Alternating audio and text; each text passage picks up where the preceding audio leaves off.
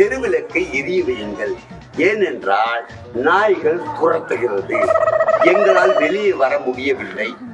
ஆதலால் நீங்கள் தயவு செய்து தாழ்மையுடன் அன்போடு பணிவோடு இந்த தெருவில் வசிக்கும் நாங்கள் அனைவரும் கேட்பது மட்டுமில்லாமல் மற்ற தெருவில் இருப்பவர்கள் எங்கள் தெருவுக்கு வண்டி ஓட்டி கொண்டு வந்தால் கூட விழுந்து விடுகிறார்கள்.